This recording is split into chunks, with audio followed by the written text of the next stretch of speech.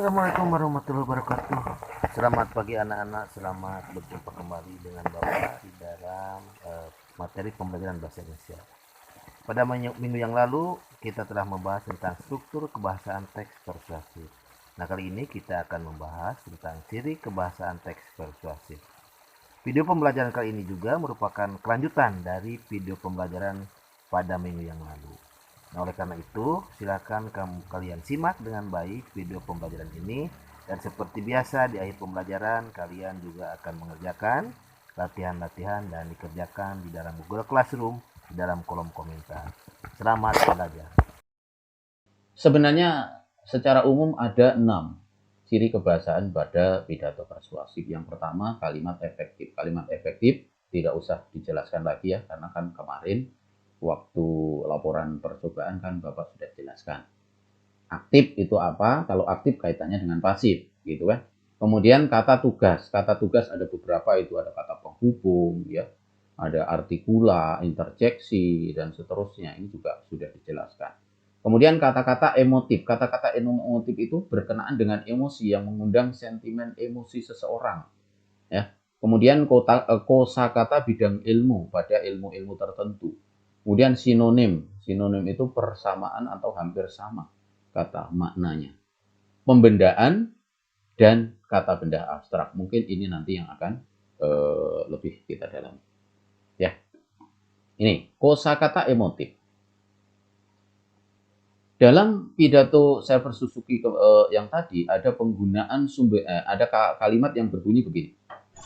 Penggunaan sumber daya secara berlebihan akan menghancurkan tanah. Ada kata-kata menghancurkan tanah. Jadi ada kata menghancurkan, inilah kata-kata emotifnya, mengundang emosi. Saya berada di sini mewakili anak-anak yang kelaparan, yang tangisnya tidak lagi terdengar. Ini juga mengundang emosi, kata-kata kelaparan. Ya.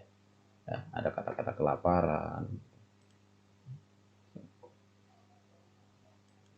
Nih, ada kata menghancurkan. Ya.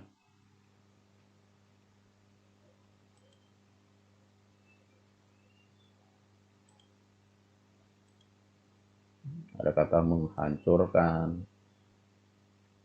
Ada kata kelaparan.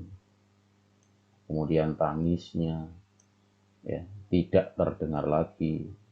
Dan seterusnya. Ini kan yang mengundang.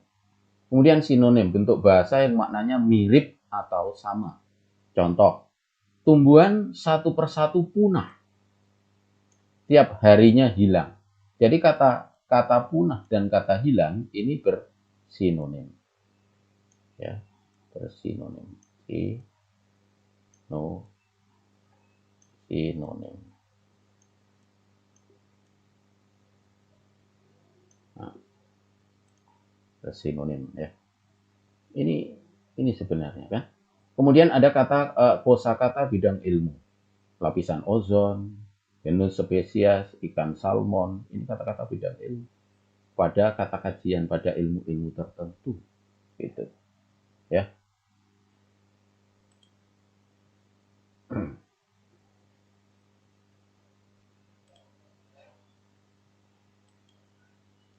Nah, ini sekarang. Kalau tadi kan berkaitan dengan ada sekarang kata benda abstrak dan pembendaan. Kata benda abstrak yang tidak berwujud, tidak nyata, contohnya kelaparan, kepunahan, permasalahan gitu. Kemudian ada bentuk pembendaan atau nominalisasi.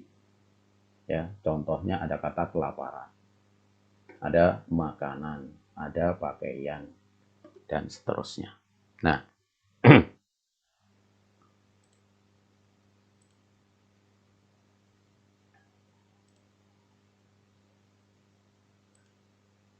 oke. Kata kelaparan ini kan berasal dari kata lapar. Lapar. Lapar.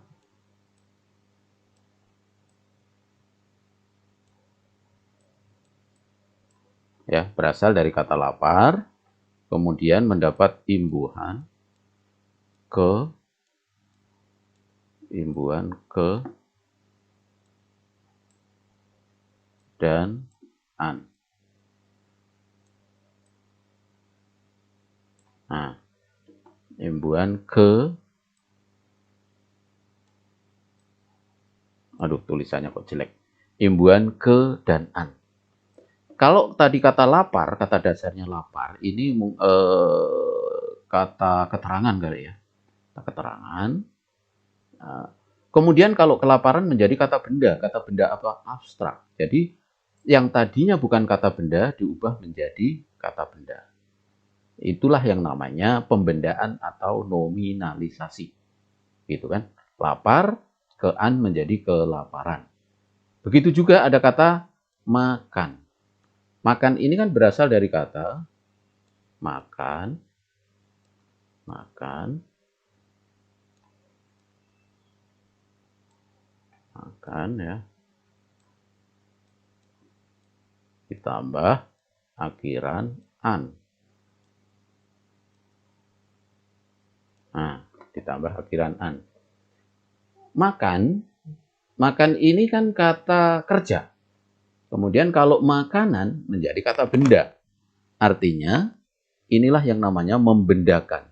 Mengubah menjadi benda yang tadinya bukan benda. Begitu juga pakaian. Pakaian ini kan berasal dari kata pakai, gitu. Kemudian mendapat akhiran an.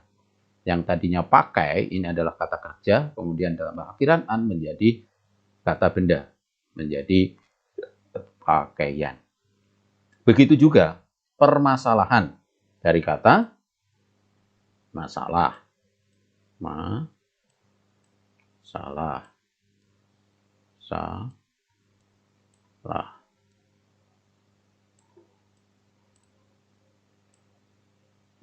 Mendapat ya masalah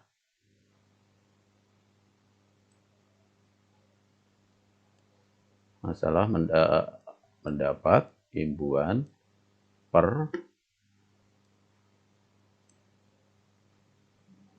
ini kok susah ya, mendapat imbuhan per dan an. Nah, oke lah. Jadi menjadi permasalahan ya. Tadinya masalah gitu kan. Masalah itu mungkin kata keterangan atau kata sifat. Kemudian mendapat permasalahan. Jadi menjadi kata benda abstrak ya. Ini anak-anak